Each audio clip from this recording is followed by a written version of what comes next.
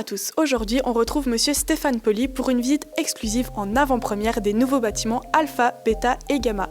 On va profiter de cette occasion pour lui poser quelques questions sur les infrastructures, installations, etc. Donc les petits curieux qui se posent des questions sur ces nouveaux bâtiments, cette vidéo est faite pour vous. C'est parti. Bonjour Monsieur Poli, comment ça va? Bonjour, merci, ça va bien et vous?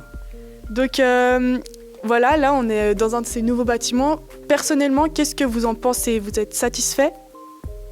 Oui, on est satisfait, mais il reste beaucoup de choses à régler, à finir, à fignoler, à réparer, à mettre en état. On est dans une première phase, donc c'est assez complexe quand même. Moi, de mon côté, j'ai entendu des avis très tranchés sur le bâtiment. Donc des gens qui me disaient que ça ressemblait à une prison. Certains qui m'ont dit que c'était très classe. Peut-être que ces avis, c'est par rapport à l'aspect très sombre extérieur du bâtiment. Pourquoi ces choix de couleurs rouge et noir, que c'est quand même assez spécial, non? Non, c'est pas spécial. Je crois qu'on peut voir le bâtiment des pompiers à l'entrée de la ville de Châtel-Saint-Denis qui est aussi plus ou moins la même couleur. Après, c'est une choix de matérialisation qui est faite. À l'extérieur, c'est de la terre cuite, extrudée. Donc, c'est des teintes qui nous ont été aussi proposées après par l'architecte pour être intégrées dans le site. Donc, la commission de bâtisse, on est satisfait de ça. C'est des choix qu'on assume totalement, quoi. Mais pourquoi? Justement, il y a un rapport justement avec les couleurs de la caserne de pompiers ou bien pas du tout? Non, parce qu'on s'est posé les mêmes questions que vous, quoi. Quand on nous a présenté un peu ces teintes, on voulait avoir des références pour pas non plus être un peu trop tape à l'œil ou quelque chose de choquant. Puis on a trouvé que ça fonctionnait au niveau des couleurs avec toute la matérialisation du site, quoi. Alors moi justement, comme vous l'avez dit avant, on doit porter des chaussons pour entrer dans le bâtiment déjà lavé. Et j'ai lu qu'un projet d'installation de caméras avait été lancé, mais pas encore accepté. Est-ce que vous avez peur que ces nouveaux bâtiments soient vite dégradés? Alors il y a eu plusieurs dégradations pour l'instant dans les autres bâtiments. C'est la direction et au niveau de l'exploitation qu'on a vu ces dégâts qui sont de plus en plus nombreux.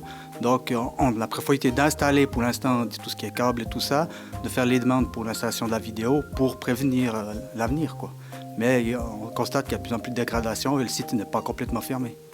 Puis ça vous fait penser quoi quand vous vous dites qu'on doit aller jusqu'à mettre des caméras dans des écoles?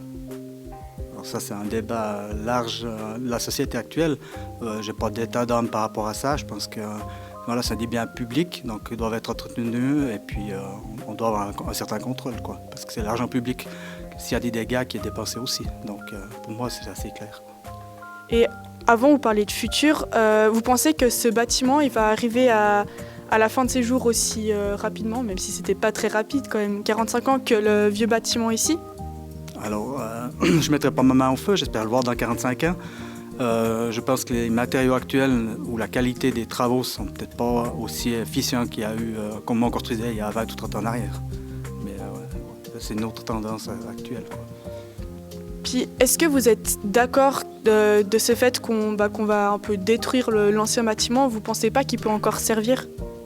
L'ancien bâtiment va servir tel quel, hein. On va vraiment travailler les façades extérieures pour être aux nouvelles normes et tout ça, des espaces d'escalier, des voies de fuite, mais ce qui est salle de classe, même des sols, des parois vont rester telles quelles. Donc c'est une intervention mineure intérieure, c'est plutôt, on pourrait dire, l'enveloppe extérieure qui est revue au niveau thermique avec les nouvelles normes, quoi.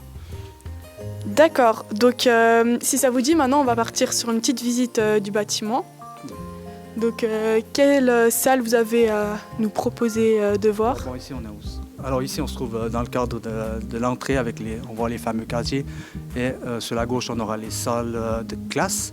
Je vous propose de monter à l'étage où on a des salles de sciences et salles de classe. Avant, je peux juste me permettre de vous poser une question. Pourquoi ces casiers maintenant? C'est tout nouveau au CO, on n'a jamais eu de casier, etc. Donc, Alors bon, disons que c'est une tendance actuelle et puis au niveau de la direction et de l'exploitation, ça faisait longtemps qu'il y avait cette discussion d'installer des casiers, donc on a profité dans ce projet de les installer. Puis vous pouvez même voir, c'est un système électronique avec des badges. Chaque élève aura un badge qui servira autant pour l'accès au casier, à l'accès au bâtiment, au paiement des repas, au CO et également comme abonnement de train. Voilà. Vous le voyez comment, vous, ces nouvelles technologies dans le CO? Le problème, c'est que si on ne les installe pas aujourd'hui, ça va coûter plus cher de les installer par la suite. Et puis, je pense qu'on doit vivre avec son temps et les accès du bâtiment. Je crois qu'au niveau du contrôle des présences, ça va aussi simplifier au niveau du secrétariat. Mais après, si quelqu'un vole la carte de quelqu'un, c'est comme s'il n'y avait pas de casier. Non, parce qu'il y a un système qu'on pourra bloquer directement depuis l'extérieur, ça veut dire au secrétariat, ça sera annoncé, puis là on peut tout bloquer, les casiers, l'accès à l'asset carte et tout ça. Donc tout est réglé. Ok, je pensais pas que c'était autant. Bah c'est cool. Alors qu'est-ce qu'il y a là-haut? Alors on va se trouver dans les salles de classe aussi, et puis sur la partie, on dirait côté est, il y aura des salles spéciales, surtout de sciences. D'accord. Et là, on va aller visiter une salle de classe? Oui, en premier, oui.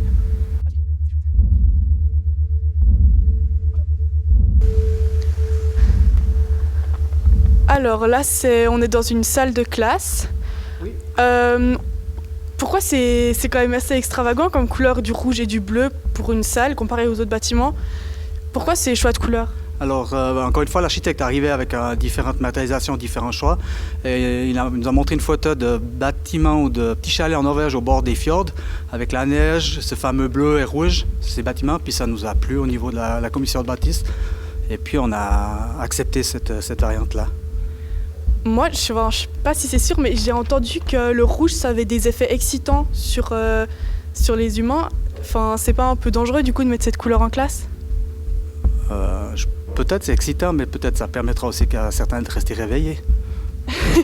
Et dans toute cette école, justement, vous avez fait quoi? Vous diriez qui peut rendre l'environnement à l'étude plus propice à l'étude en fait? Alors, je pense qu'au niveau des espaces, on sera aussi bien que dans l'ancien bâtiment. Après, propice à l'étude, c'est difficile à cerner cette étude, quoi, si on veut dire. Je vois pas trop